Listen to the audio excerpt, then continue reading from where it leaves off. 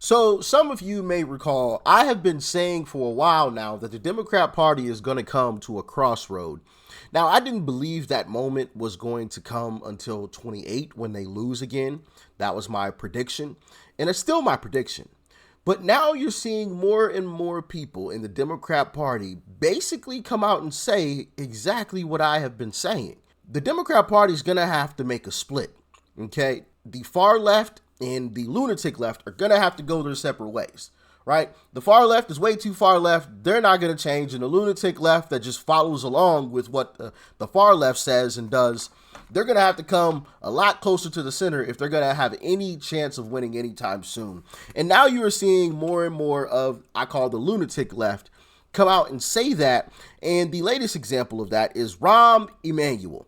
And I'm going to play a clip here from the Bill Myers show. And I've got another clip as well that I want to dive into, so stick around.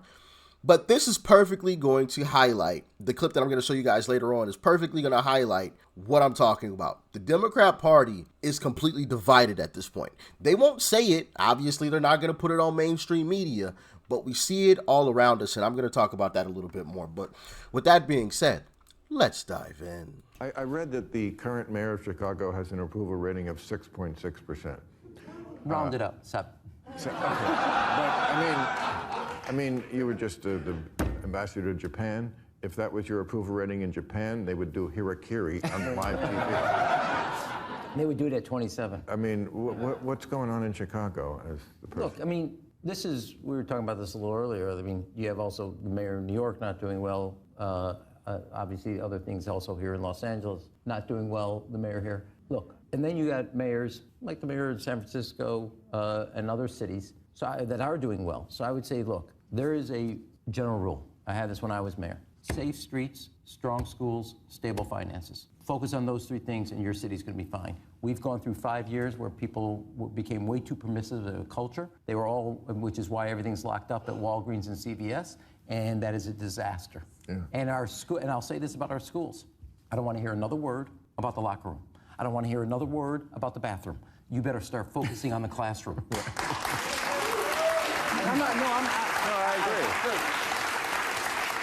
agree. We had the worst reading scores for 8th graders in 30 years. And nobody, not a governor, not a mayor, not a president, not a secretary of education is talking about it. We're all wrapped up. Look, in 7th grade, if I known that I could have said the word they and got in the girls' bathroom, I would have done it. Okay, we literally are a superpower. We're facing off against China with 1.4 billion people, and 2/3 of our children can't read 8th grade level. So no more about the lot. Wait a second, I'm on a roll for a second. Yeah. No more. I don't want to hear. I gave him the light. But I don't want to hear another word about the classroom. I don't want to hear another word about the bathroom until you tell me what you're going to do with the classroom. Yeah. Enough. I couldn't agree more. But I think, to be fair, this is actually... I was being fair. No, this is a huge Democratic Party problem. If you look at Democratic cities, they are terribly run. They have incredibly high taxes. It is impossible to build, so the cost of housing... Let me finish. I give you a chance. Cost of housing is crazy in places like New York and Chicago. If you look at Democratic states, you go look at New York versus Florida, okay? Roughly the same population. The budget of New York State is twice that of Florida. What do they have? Streets paved with gold? I live in New York. I pay the highest taxes in New York. You get nothing for it. And I think that is the image people have of the Democratic Party. Sure. Lots of taxes, lots of regulation, but nothing gets done. Hey, and I think I live in L.A. Right. And I think, listen, the Democrats have to own this and realize the answer to everything is not more taxes, more regulation. People are fed up of that, and they feel that it isn't working. Listen, I hate to say it, but they hit the nail on the head. Basically the same population in New York and in Florida, but yet the budget is doubled in New York, but there's more people moving out of New York and going to Florida where the budget is half of what it is in New York. And yet New York is a lot worse. It is not just the cold weather, okay? That's not what it is, all right? It's the way the state is run. Simple and plain. I mean, same thing with California. Look at California. So many people leaving. So many people leaving. And California is a beautiful state. There's some wonderful places that have basically been destroyed at this point, but there's still some bright spots, right? There's still some bright spots, but yeah, man, they definitely hit the nail on the head. Hit the nail on the head with that. And so Rahm Emanuel went on another show as well, and he basically said the exact same thing. And Rahm Emanuel is kind of doing what Gavin Newsom is attempting to do. I think Gavin Newsom is complete disingenuous. But either way, he's trying to do what Gavin Newsom is doing, and I think Bill Maher is trying to do it a little bit, right? Going to meet with Trump and doing the whole thing, because I think they kind of see the light.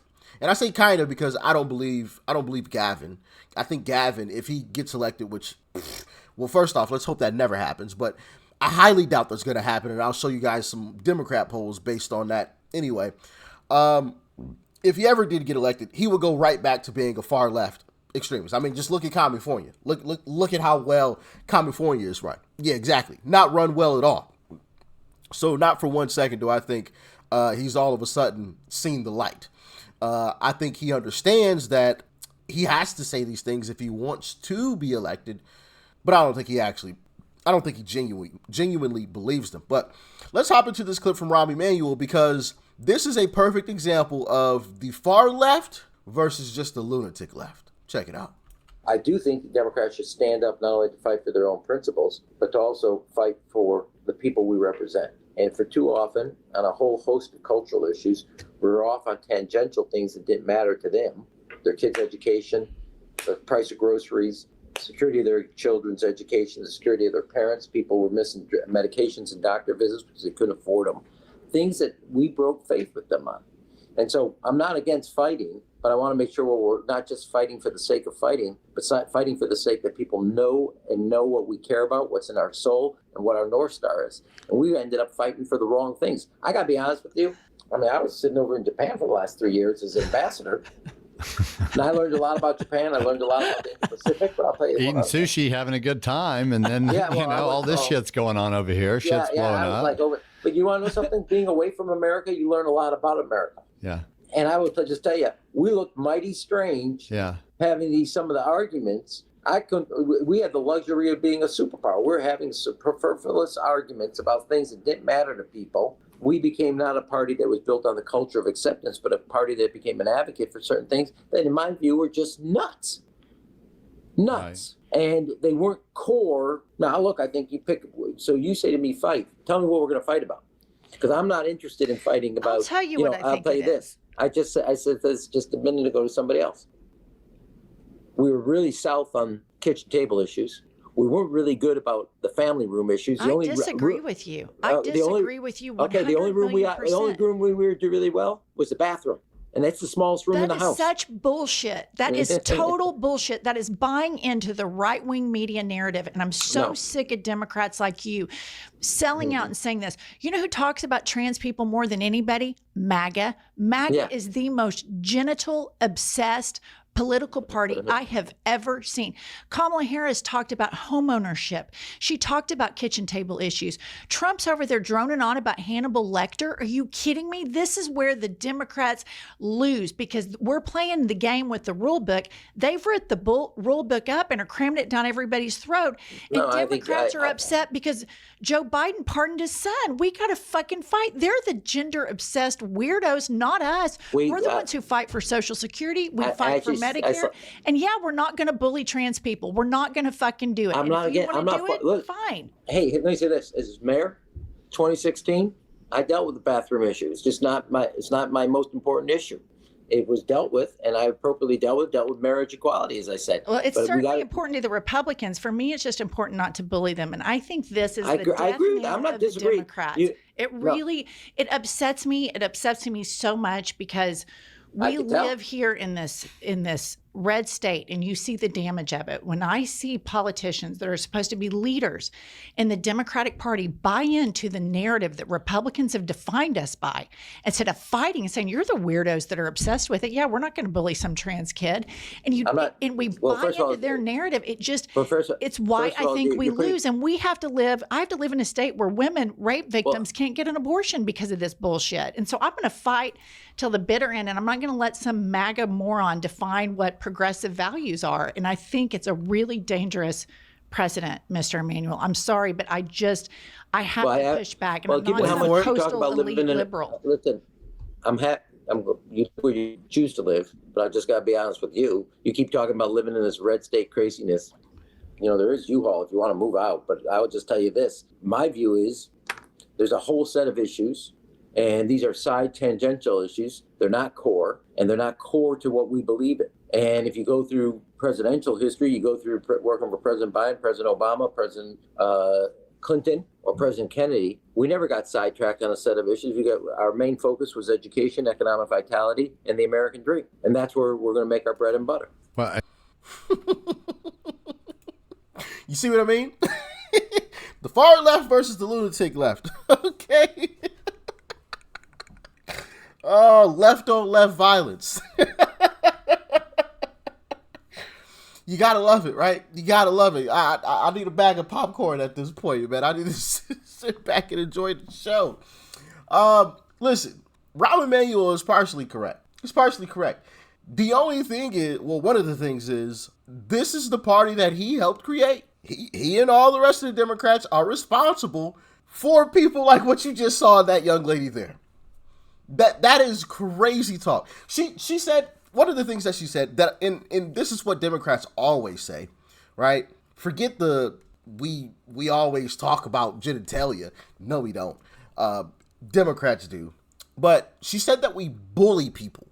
Show me the video proof of a conservative going around and bullying people because that's what they continue to say. Oh, well, you guys are just bullies. Okay, show me the videos. Show me the video. Show me the videos of conservatives going around assaulting people. Show me. Because I can show you the opposite way. I can show you videos of far leftists assaulting conservatives. As a matter of fact, I had a video about it. What was that? Just like a week and a half ago? Right here on the channel. Now, I obviously couldn't show you the violence, but there was an incident that I put in a YouTube video just a week and a half ago, 2 weeks ago.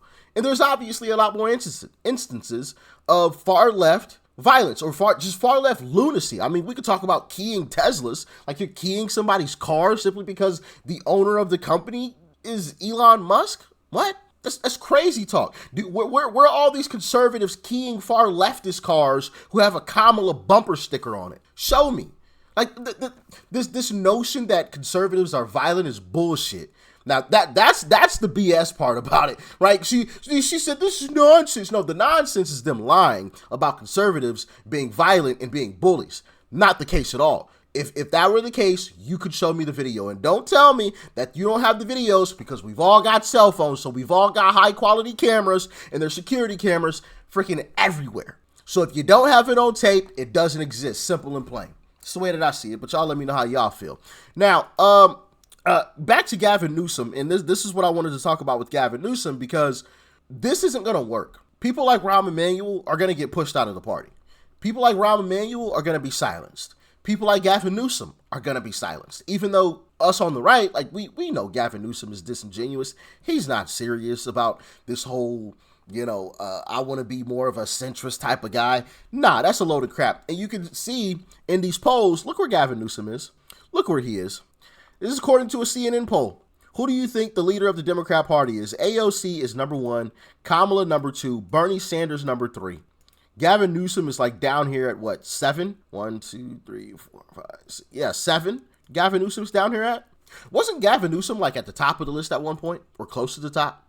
But then all of a sudden he started talking about being a centrist and he got shoved all the way down.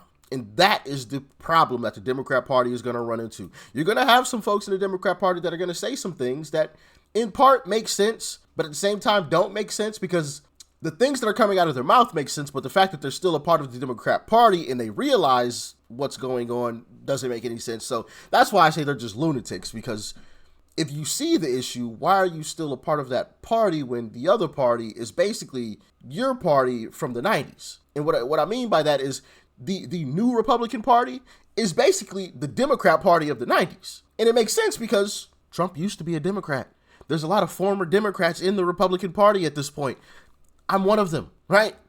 I'm one of them. And I've shown you guys several videos of former Democrats. But more importantly, this is also going to be an issue, right? So not only is the Democrat Party going to have an issue coming closer to the center because the far left are going to reject that, but the far left stance isn't liked by most people in America. Like, take this one issue here. Check it out. I think these numbers are really illuminating on this topic because I just think there's such a clear trend among the American public. So transgender female athletes in women's sports, only 18% of the country says that they should be, in fact, allowed to participate in women's sports. Compare this to the opposition. I mean, my goodness gracious, 79%. You rarely get 79% of the country to agree on anything, but they do, in fact, agree on the idea of opposing transgender female athletes in women's sports. But it's not just the here and now, Laura. It's not just the here and now. What we're actually seeing is a trend on this particular issue, and it's going in the direction of opposition. So take a look here. Okay, transgendered female athletes, and amongst those Americans who oppose them in women's sports. Back in 2021, it was 62%. A majority, but, you know, not anywhere close to a ginormous majority, right? A clear majority, but not a ginormous majority. But then again, you look here in 2025, you see it at 79%. So it's not just that the majority of Americans are opposed to transgender female athletes in women's sports. It's that the opposition has become considerably larger in just the last 4 years. Yeah, it's only getting worse for them. It's only getting worse. So I don't see any way that they possibly come out of this before 28. I just don't see it. And even come 28, they're going to have a party split. So they won't even win in the next election or the next midterm after that. It's going to be a while before the far left and the Democrat Party actually come back together, because that's what it's going to take. And they're going to have to separate because they're not going to agree. And once the far left realizes, oh crap, we're not going to win anything. We haven't won anything in, I don't know, 12 years, 15 years, whatever it is, right? 2 decades. Okay, maybe it's time to move off of our stances now. But that's just my prediction, man. I'm just the guy that talks on the internet from time to time, so don't mind me. What do y'all think? What is your prediction? When do you think the next time when do you think will be the next time we have a Democrat president? Let me know. We will have another Democrat president. I mean, that's just the law of averages, right? I don't think Republicans are going to dominate that long. And I don't think that would be good for the country either. I feel like eventually we get some lazy Republican who's basically a rhino kind of type that would fall back in, you know, when there's no serious competition. But maybe I'm wrong. Hopefully I'm wrong. But what do y'all think? Like I said, do you think I'm right? Talk to me. Peace and love. I'm out.